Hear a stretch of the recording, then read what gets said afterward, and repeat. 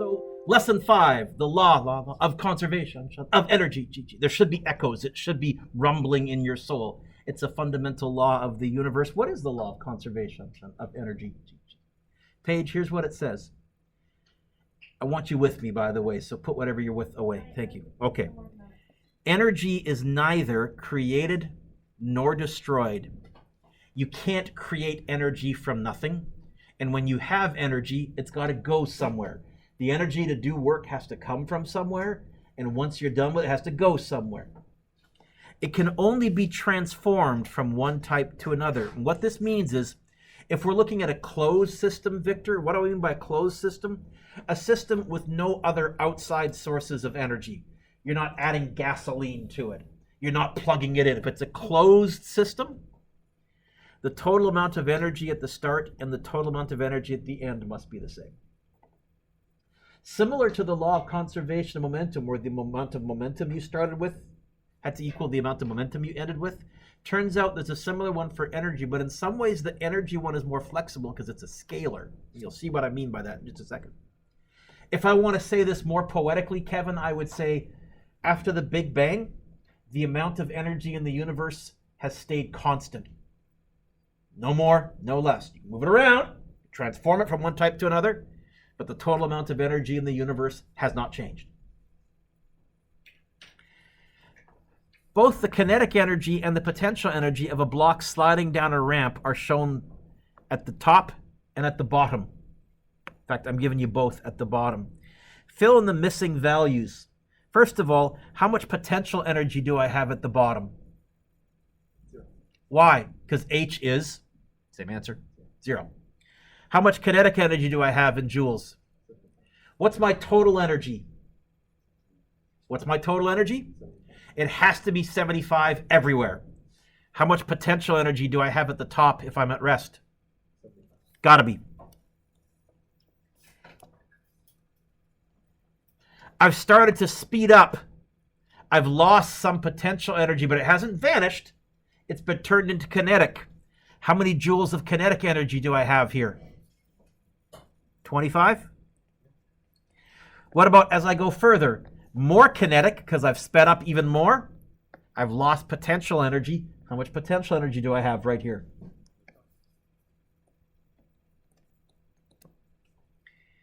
So in words, the law of conservation of energy, I'll probably abbreviate it as C of E quite often, says the amount of energy in a closed system never changes. As an equation, stored energy initial plus motion energy initial equals stored energy final plus motion energy final. Although, are we ever going to write out all that? No, we're going to abbrev. What's my abbrev for stored energy?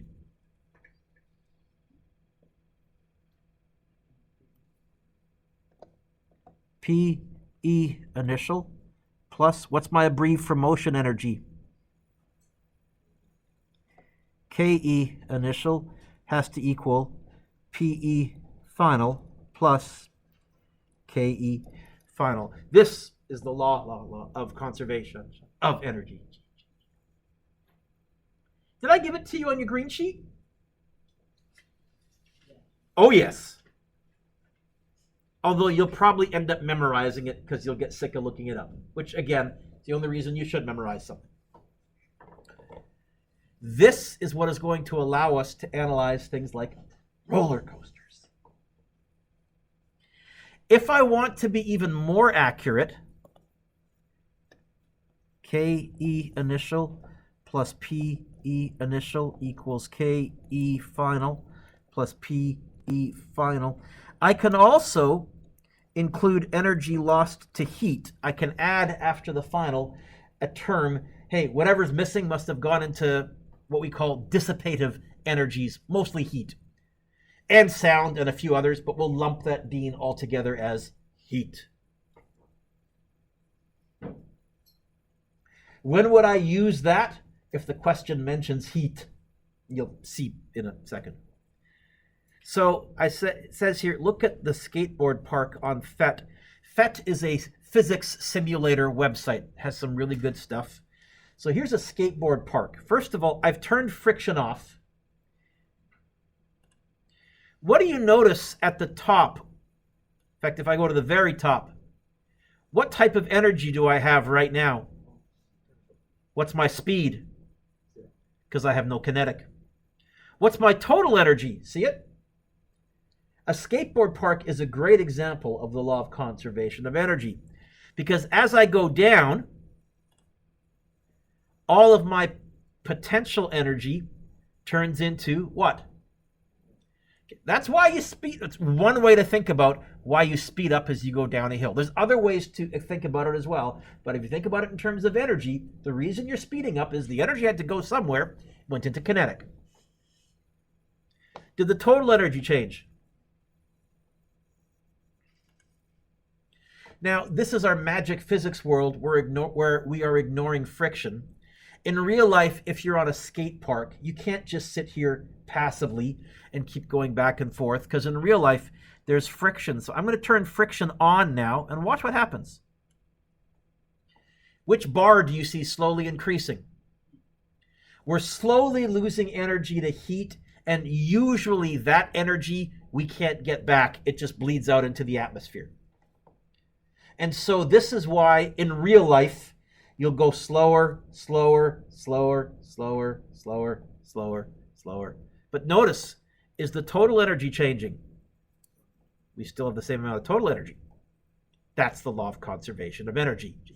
Whatever energy you start with, that's the energy you finish with. By the way, this is also a little mini version of the universe. Eventually, billions, or maybe trillions, billions, a few billion years from now, probably about 15 or 20 billion years from now, all the energy in the universe will be spread out evenly. Right now, our sun and our earth are shining beacons of a huge clump of energy.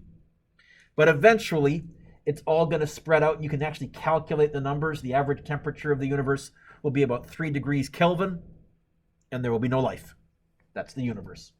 There's a famous poem, I think it's by Robert Frost, where he asks, will the world end in fire or in ice? And the spoiler alert, the universe will end in ice. Back to our notes. Oh, it says, show marble energy transfer device. You may have seen behind me on the board this weird contraption. This is not a toy. This is an energy transfer device. If I give a marble some potential energy by lifting it up, it will now turn into kinetic. And I haven't tried this. Some kids made it, so clearly it needs to be tweaked a little bit over the holidays. Let's see.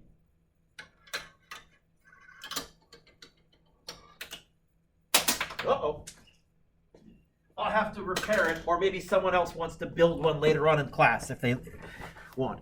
But basically, all you're doing is you're turning potential into kinetic. Have you seen outside of Science World, there's that wonderful sculpture with all the billiard balls on it? Same idea. You're giving the balls some potential energy by raising them up with some kind of a conveyor belt, and then they get kinetic energy, and you hear some sound. Some of the energy is bled off as sound as well, and all sorts of other things start to move. Those gain energy as well.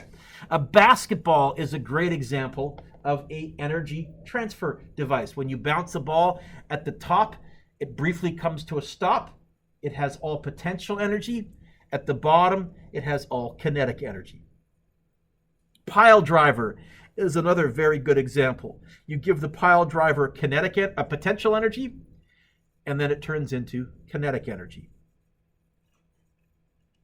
Example 1.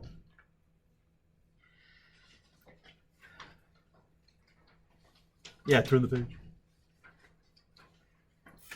A projectile is launched straight up into the air. If its initial velocity was 75 meters per second, how high does it go? Now, I gotta be honest.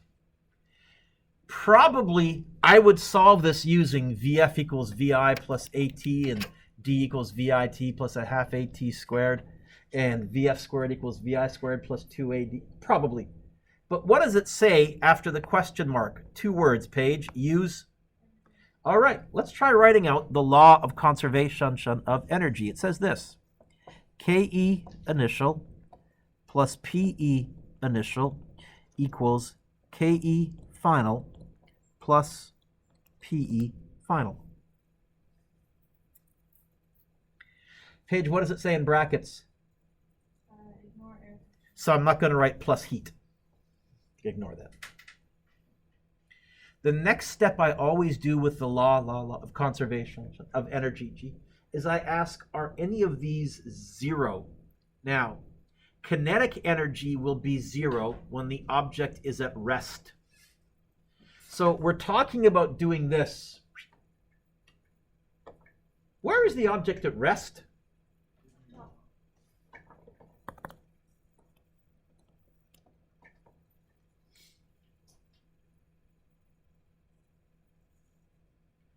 Potential energy, gravitational potential energy, will be zero when H is zero, when we are on the ground. In this question, where are we on the ground?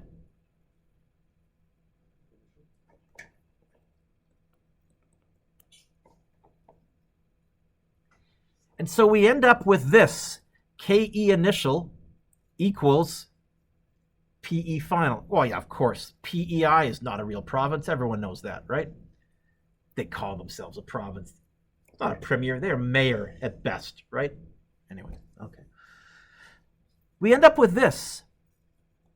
A half mv initial squared equals mgh final.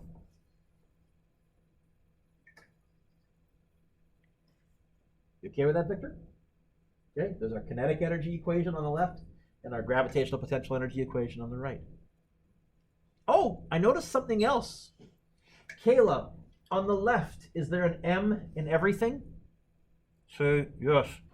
On the right, is there an M in everything? So, you know what happens to the M's? They cancel. It turns out they didn't need to give me the mass in this specific situation.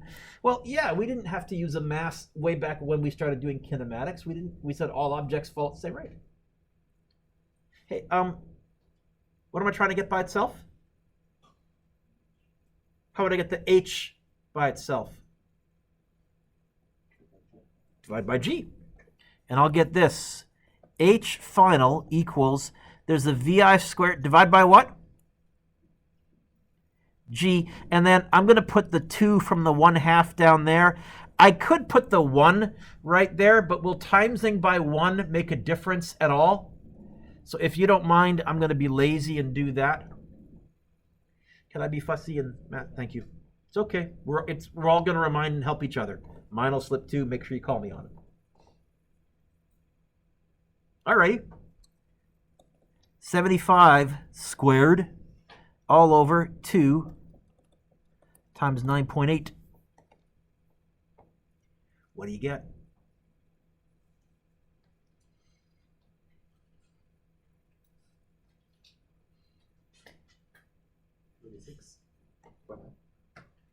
$286.9. Is that right?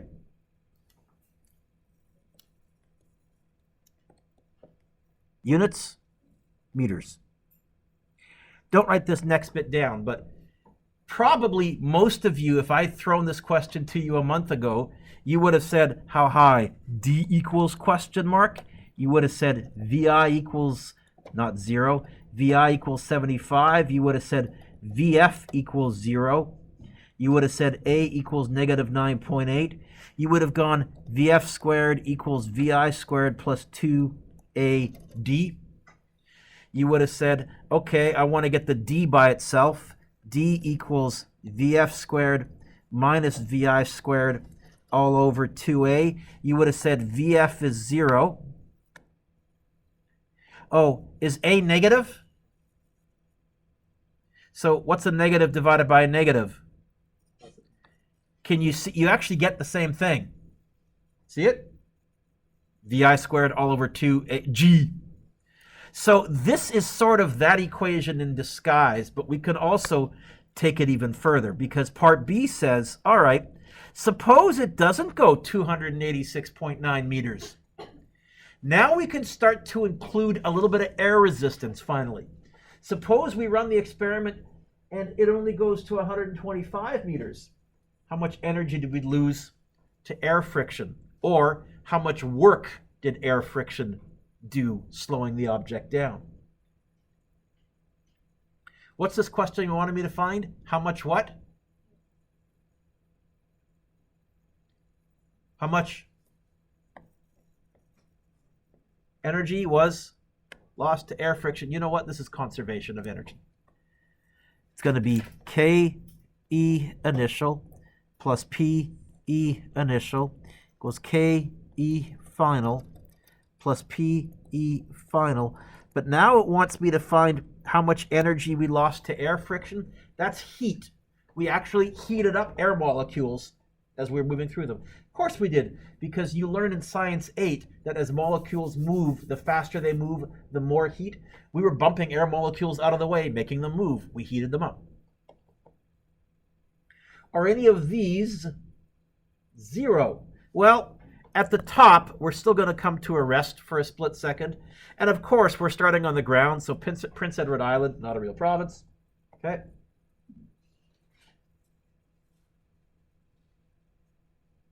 What was I trying to find? How would I get the heat by itself?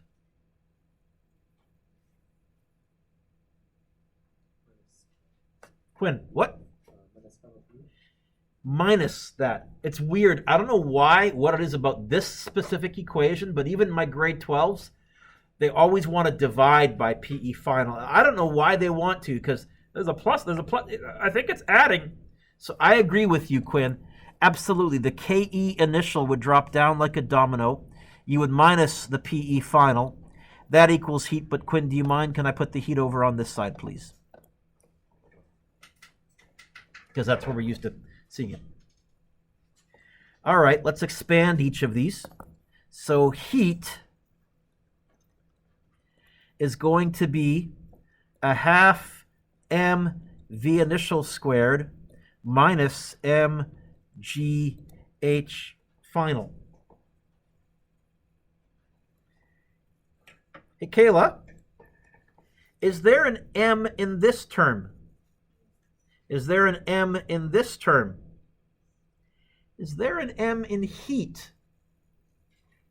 M's don't cancel this time. Okay. Well, here we go.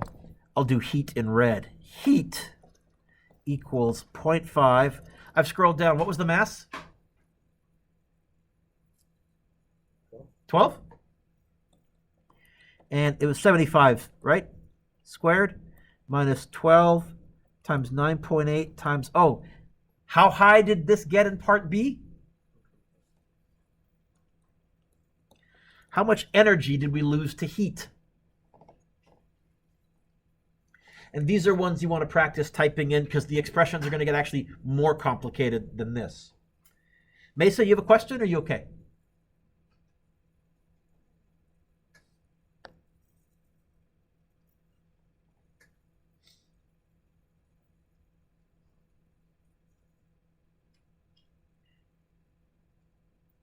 What do you get? What'd you get? Sorry?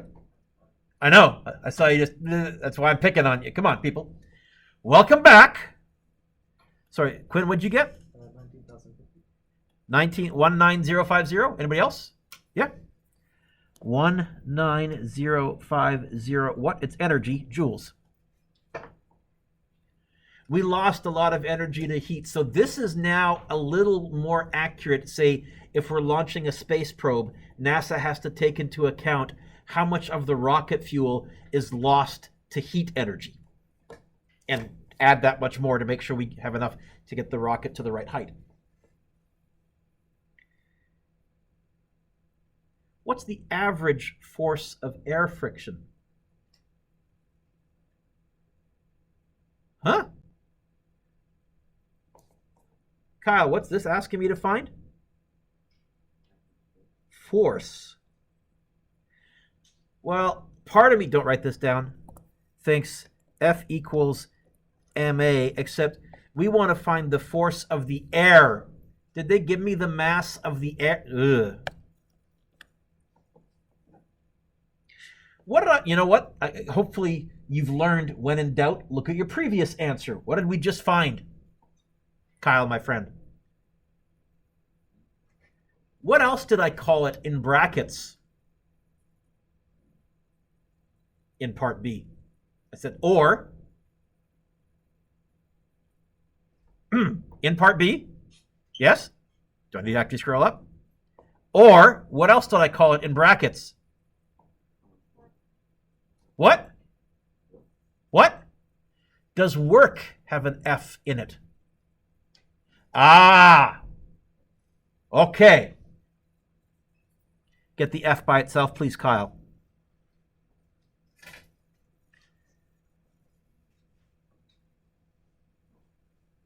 Okay, let's write it out then. Work equals force times distance. Here, this work is heat, the work done by air friction. And this force is going to be the force of friction. Get the force by itself, please. Yep. Friction is going to be work divided by distance. How much work? 19,050. What distance? 120. Oh, and that's in the same direction as the air friction would have been acting, so force and distance are in the same direction. Yeah. And so now I can start to find an average air resistance. Starting to build in our skills.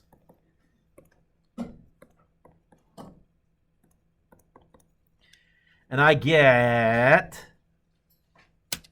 you get 152.4 units. It's a force. Newtons. Okay. Put your pencils down, look up.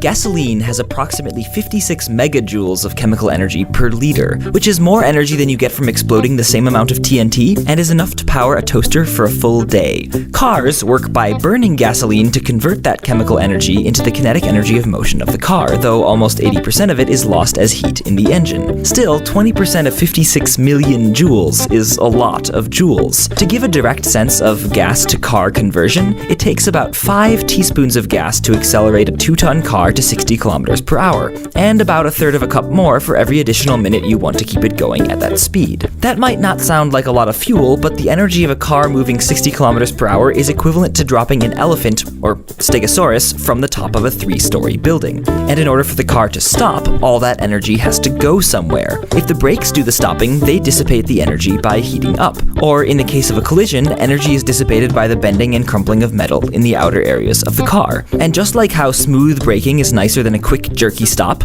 cars are carefully designed to crumple when they crash, in a way that lengthens the duration of the impact so that stopping requires less intense acceleration. Lots of acceleration over a very short time is not good for soft human brains and organs. However, people don't like driving cars with Pinocchio-length noses, so most cars only have around 50 centimeters of crushable space in which to dissipate the energy equivalent of our falling stegosaur. That means that while crumpling, they need to maintain a resistive force of about a quarter of the thrust of the Space Shuttle main engine. Over half of the controlled crumpling work is done by a pair of steel rails connecting the front bumper to the body, which bend and deform to absorb energy and slow the car.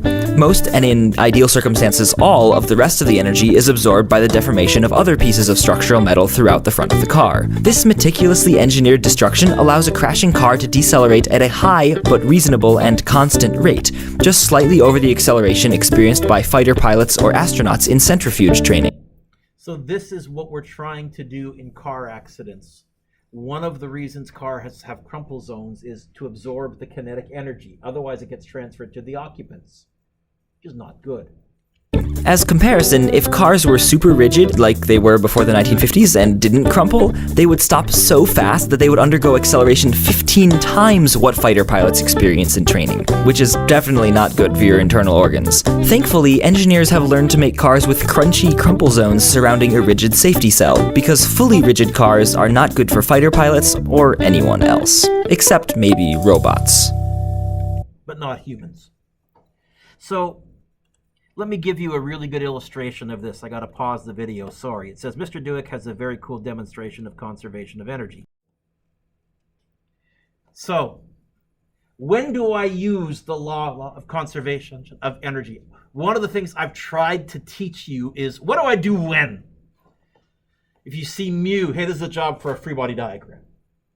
If you see, okay, when do I use conservation of energy? I use it when there is a change in height and a change in speed, and especially if there is a yucky, curvy path.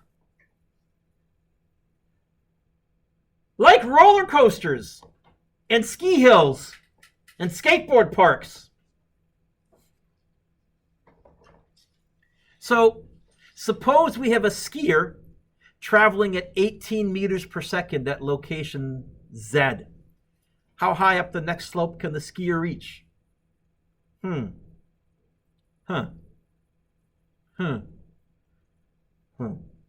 Kevin, what's this question asking me to find? Height is a scalar, so I'm already thinking maybe a scalar approach. Is there a change in height? Say yes. Is there going to be a change in speed? Is the skier going to slow down as they go higher and higher? Say yeah. Is there a yucky, curvy path? This is a job for conservation of energy. I'm going to use conservation of energy. So it's going to look like this. K E initial plus P E initial equals K E final plus P E final.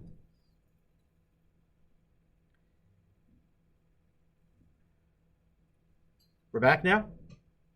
Both of you looking back there at something? We're back now, though? Yeah?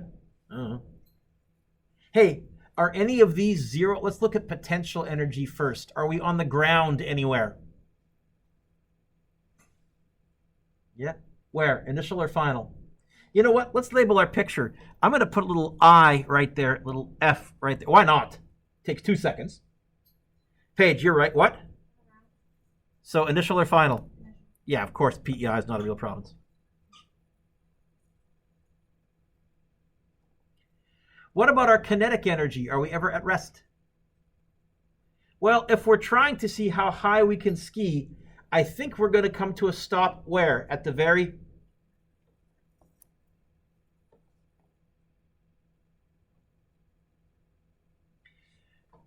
What's my equation for kinetic energy?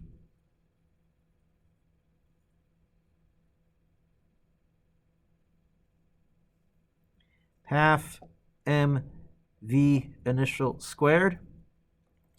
And potential energy, a half, no, not a half, mgh final. Hey, Kayla, on the left-hand side, is there an m in that term? On the right-hand side, is there an m in that term? Then the m's can't, is there an m in everything? They're going to cancel, because if I divide by m, I'll divide by m. It turns out that.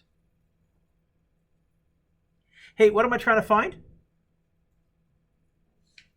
Victor, get the h by itself. Yep. Height is going to be v initial squared divided by g. And Victor, instead of, you could put a 0.5. I'm just going to put a 2 down there and not bother writing the 1 because that to me looks prettier. It's also a little less typing on my calculator. All right. Hey, Victor, what was the initial speed? I scrolled down, but they told me, I think. 18? Don't forget the squared. Hey, if he was going twice as fast, how much higher would he go? Not twice as high, 4 times as high. Okay?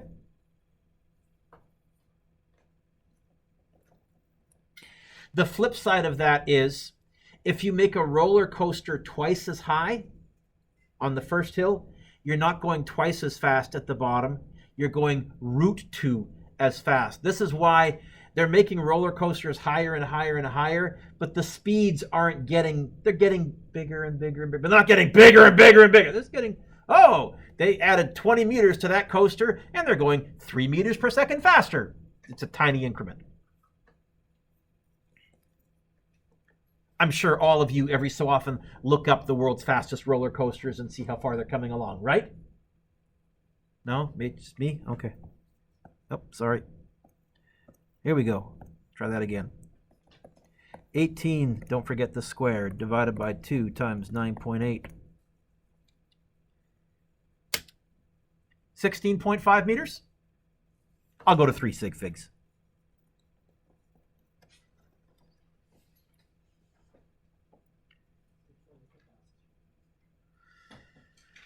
I think it's in Tokyo.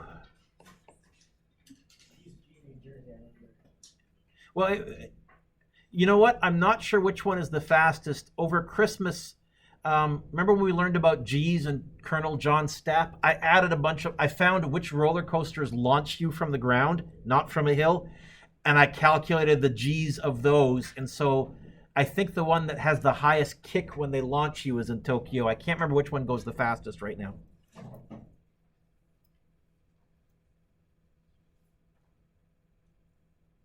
Example 3, I like example 3, I like example 3, I like example 3. Example 3 is a nice question. Suppose it takes an average force of 245 newtons to pull the bow back a distance of 68 meters. Nice try. Sorry, 68 centimeters. Mr. Dewick, nice try. 0.68 meters, right?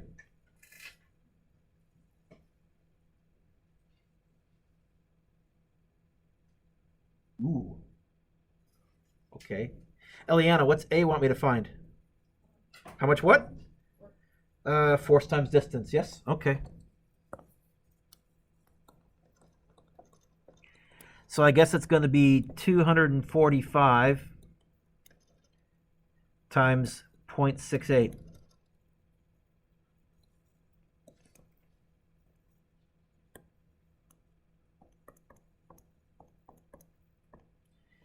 $166.6? Or am I wrong? I need someone else to confirm. Yeah?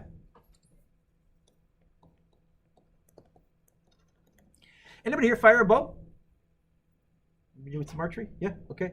I worked at a summer camp for a few summers, and so I used to instruct the kids in archery, so I'm a bit of an archery nerd as well. They're great energy transfer devices. You store energy in it, not by lifting MGH, but by force times distance. What does that energy get turned into when you let go of the string? Kinetic. Okay. B says, how much potential energy is stored in the bow? How much, Quinn? Too slow. How much, Alex? Yeah, right? Not MGH, because you're not lifting it. You know how much energy is stored in the bow? 166.6.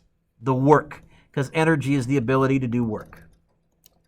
This drives me crazy because I like this question. Have I mentioned I like this question? I have? Okay. I see kids, they go, don't write this down. They go MG8. Oh, here, he gave me M. I'll use it. No, you're not lifting it to give it energy. You're force times distancing it to give it energy. If the arrow has a mass of 42 grams, nice try, Dewick. How many kilograms?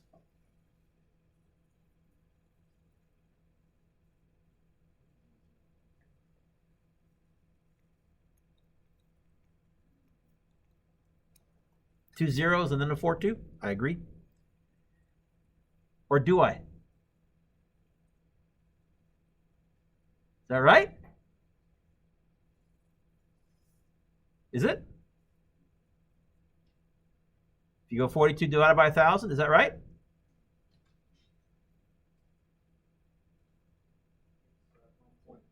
One zero. Ah.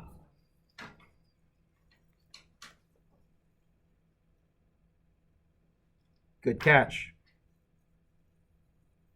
Redeem yourself, Alex. What are they asking me to find? This is going to be conservation of energy. Now, this is tougher because this is not necessarily a change in speed, a change in height, a yucky, curvy path. What I am saying to you is clue in. A bow and arrow is a great conservation of energy question. I like this question. I like this question. I like this question. Picked up the hint? So here's what we're going to argue. KE initial plus PE initial is KE final plus PE final. Are any of these zero? Let's look at kinetic first.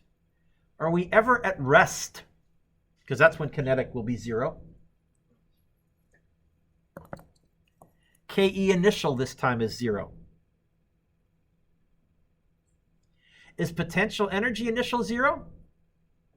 No. In fact, I can tell you exactly how big it is. 166 point. Okay. What about the final potential energy? I think this is 0 because all of the stored energy in the bow gets turned into kinetic. And here's what this is really saying. I'll write this. It's saying all of your initial potential energy is going to get turned into the kinetic energy of the arrow. This is also, I could give you this, or I could give you a slingshot question. A slingshot is another great example of force times distance becomes a half mv squared. In fact, 166.6 is going to be a half mv final squared. Alex, how would I get the v by itself? What do I do with the m? What do I do with this 2 that's on the bottom? What do I do with this 1 that's on the top? Technically divide, but will dividing by 1 change it? So, and how do I get rid of a squared? So I think we're going to have this. 2 times 166.6 divided by 0.042. That equals VF squared, cross out the squared, square root. I tried to make up good numbers here. I hope I did. I hope we get an answer that's reasonable. I hope. It's my way of saying, probably want to try typing this in, Louise. Oh, she is. I'm sorry. You are typing, right? Of course you were.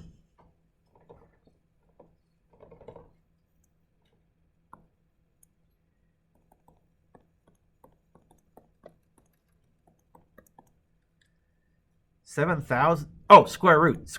Jeez, that was like a crazy fast bow and arrow. 89.1?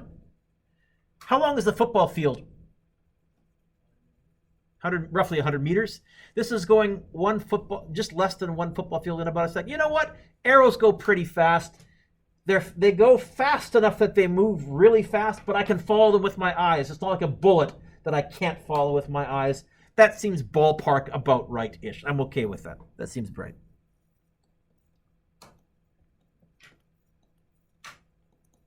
Okay. My Nerf dart gun works very similarly.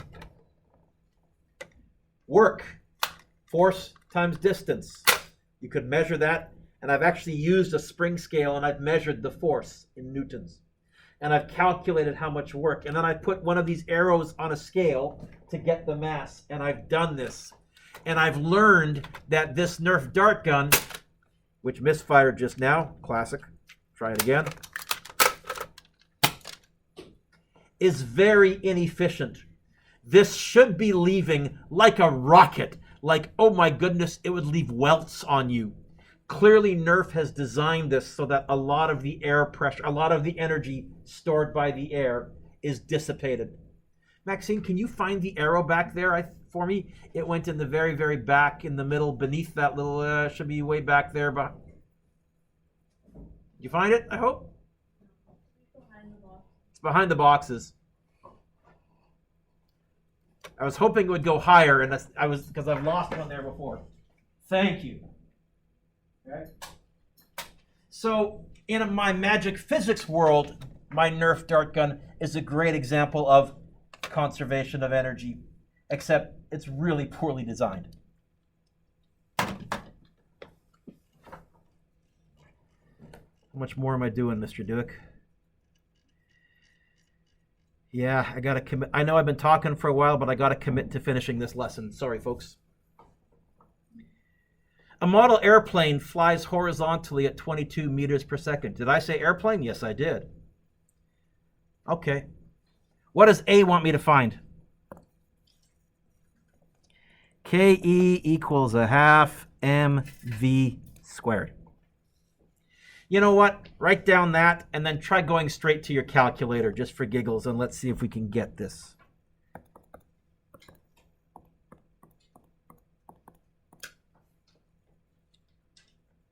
I can do this in my head.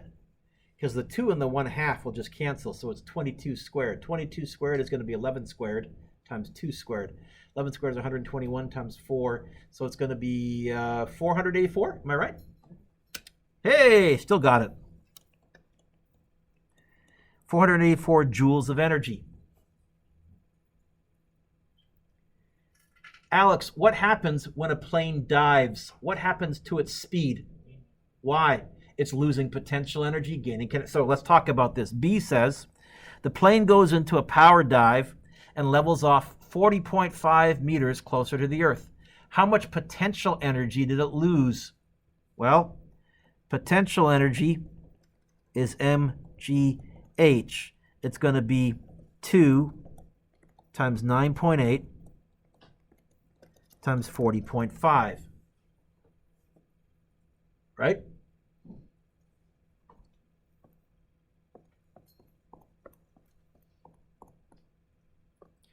And I get 793.8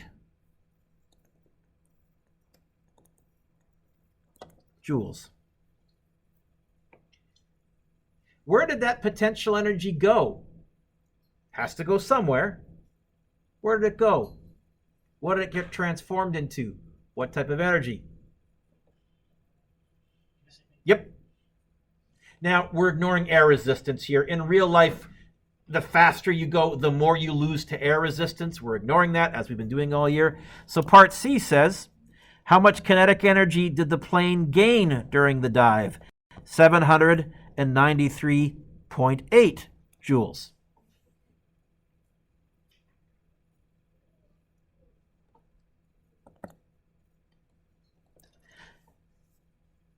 So what's its new kinetic energy? You know what? I'll call that KE final later.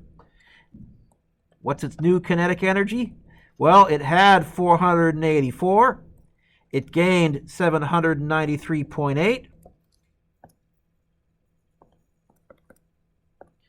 It's got 1,277.8 joules.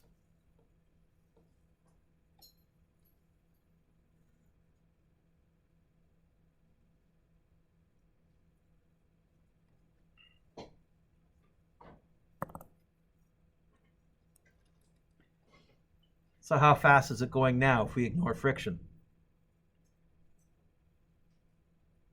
What did I find in part D? Kinetic energy. What do they want me to find in part E? How fast? You know what?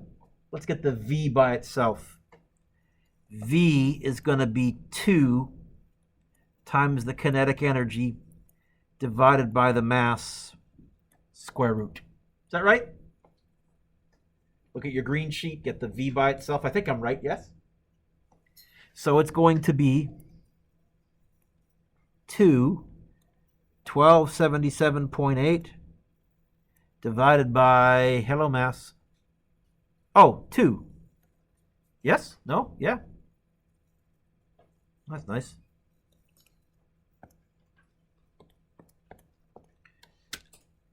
And I get 35.7.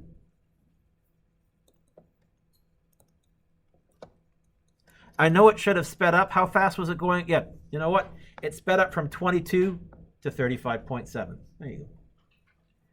So airplanes diving or airplanes climbing, and that's why they lose speed when they climb, because the energy's got to come from somewhere. They're turning kinetic into potential.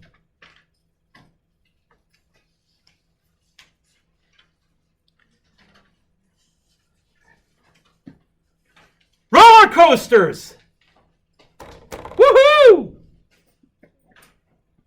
Let's go on a roller coaster.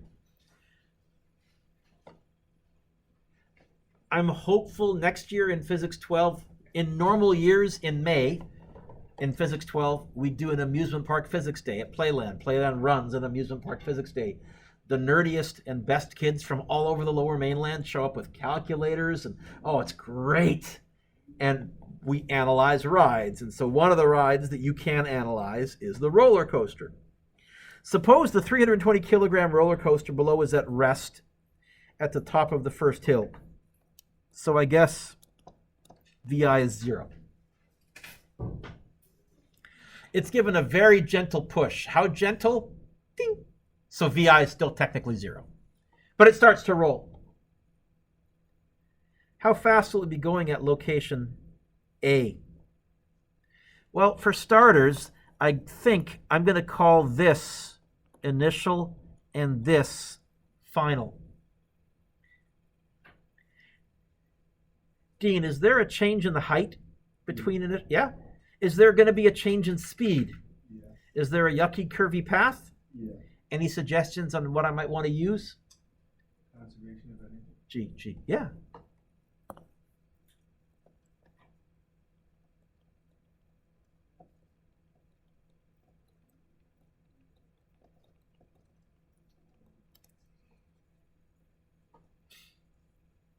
Dean, are any of these 0? Let's look at kinetic first. Are we ever at rest? Yeah. Where? Initial or final? Initial. Let's look at potential energy. Are we ever on the ground? Yeah. Where? Final. And so this complicated situation ends up becoming mgh initial equals a half mv final squared. Hey, Dean, is there an m in the first term? Yeah. Is there an m in the second expression? Yeah. Is there an m in everything? Yeah. Dean, have you gone on a roller coaster before? Before you went on the roller coaster, did it make you stand on a scale? No. Did they have to spread out heavy people and light people? No. Could little kids and grown-ups go on the roller coaster? Do you know why? Because the m's cancel. I don't know if you ever thought about that, but if that wasn't the case, you should be stepping on a scale before you go on the roller coaster. They should have to even out all the masses everywhere. Or you know what, Dean? Can an empty coaster make it through the track the same way as a full coaster? Yes, I've seen them. I've been at Playland when it opens, and they always do a couple of test runs with an empty coaster. Why? Mass cancels. What are we trying to find? How? Divide by 2. Where is that 2? On the right. Where on the right? On the, I'm looking where it starts with the letter B. Then it has an O. Bottom. So I don't think I'm going to divide by 2. Time. Ah! I think I'm going to do this. Times by 2. And then technically divide by 1. Am I going to bother dividing by 1? But technically it's there. That gives me v squared.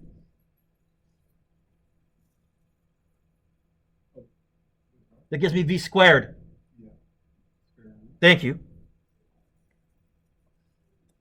This, my angels, is the roller coaster equation. Vf at the bottom of the hill is equal to the square root of 2 times g times the height of the hill it just came over, assuming you're starting at rest. And even when you're coming up that chain, you're not leaving very fast, and so you can assume you're starting at rest. Or you can actually calculate how fast you are going. It's not that hard, and if you want to be even more accurate. If I'm doing this in my head when I'm standing in line, what? Yes! I use 10 instead of 9.8, and I can usually get a pretty good idea of how fast I'm going to be going at the bottom of the first hill. And I'm telling you, Paige, makes the ride better, I think. So, it's going to be the square root of 2 times 9.8 times 90. This might work out evenly. Does it? I'm doing some quick math in my head. I think it works out nice. Don't count on that normally. I stole this from the internet, so somebody cares more about their students than I care about you. Yeah, surprise. What'd you get? 42. Sorry? 42 meters a second.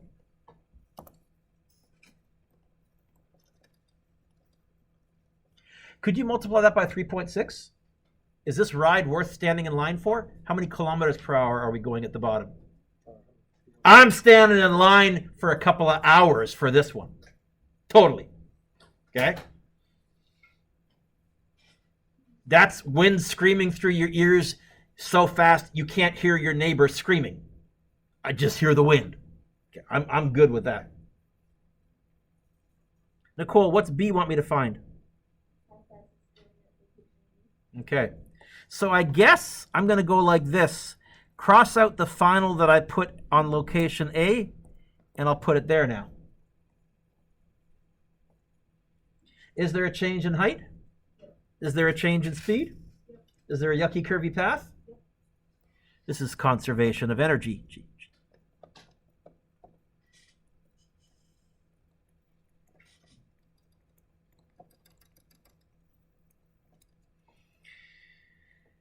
Are any of these zero? What?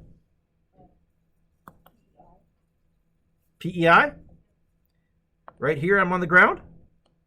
Oh, no. By the way, I wouldn't start here because if I start here, I'm going to use this speed, and if I got this wrong, I'm getting this wrong. So I didn't use that. So starting at rest. Is my height ever zero? Am I zero there? No. Am I zero there? No. Ugh. Or am I? One of the lovely things about conservation of energy, because it's a scalar, you can put the ground wherever you want. If you don't mind, everybody, can you draw a little dotted line like this? Let's put the ground right there. We can do this. No problem. Which means, say that. Now, here's the twist. Ready, ready, ready, ready, ready? How high? How high in total? How high? I'm going to use an H of 40, not 90. And this will work. In fact, I'm going to get the same lines as before. I'm going to get MGH initial equals a half MV final squared.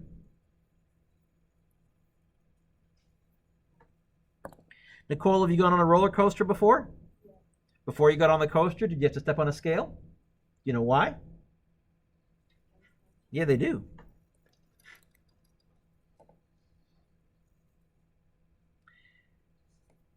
And again, I'm going to get V final equals the square root of 2GH initial, square root of 2 times 9.8 times 40. By the way, those of you that have been on a roller coaster, where are you going the fastest? Are you going to be going faster than 42 right there or slower than 42 right there? I'm expecting an answer less than 42. A bit of a built-in error check if I make a typo. This might work out evenly as well. Does it?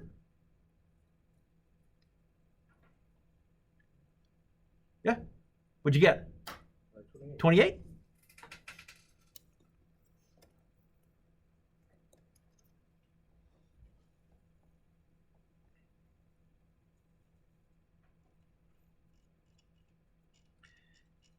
Okay. At the top of the third hill, not shown, the roller coaster has a speed of 12 meters per second. How high is the third hill? Ooh. Luis, what's this wanting me to find? Okay, I'm going to let the third hill be final. I'm not going to draw it up there. I'll have to imagine it. I'm still going to start at the top, initial at the top. So, is there a change in height? Is there a change in speed? Is there a yucky curvy path? Conservation of energy. G. Okay. KE initial plus PE initial equals KE final plus PE final. Unfortunately here, the only one that's zero this time, I'm starting at rest. But I'm not starting on the ground. And my final, I'm on top of a hill, And I can't use that trick of letting that be 0 because I don't know how high it is.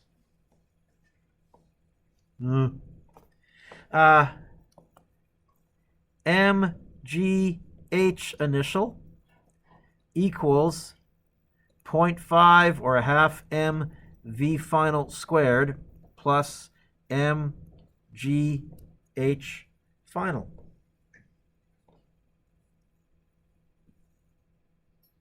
And I guess what I'm trying to get by itself is going to be H final. Louise, is there an M in this term? Is there an M in this term? Is there an M in this term? Is there an M in everything? Have you been on a roller coaster before? Before you got on the coaster, did they make you step on a scale? Why not?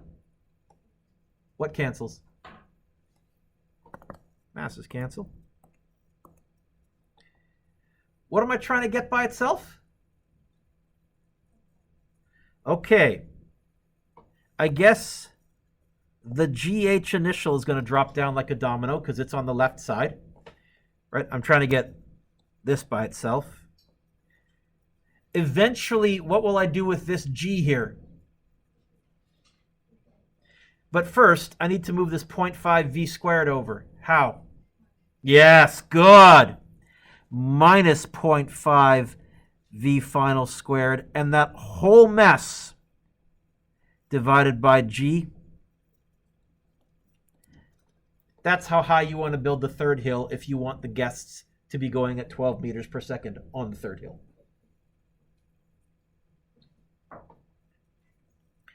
9.8.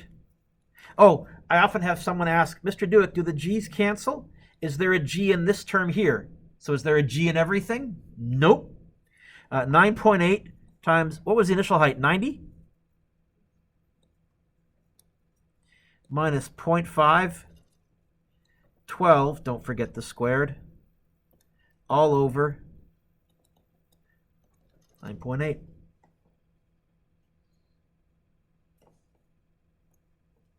This is a fraction, brackets around the top. Or use your fancy schmancy 2 fraction button.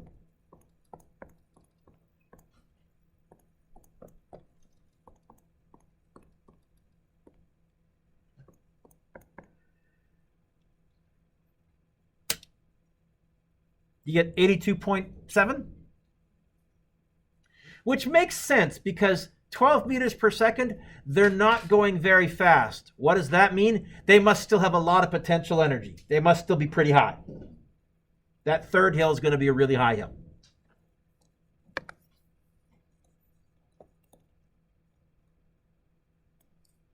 Height, units, meters. I almost wrote meters per second.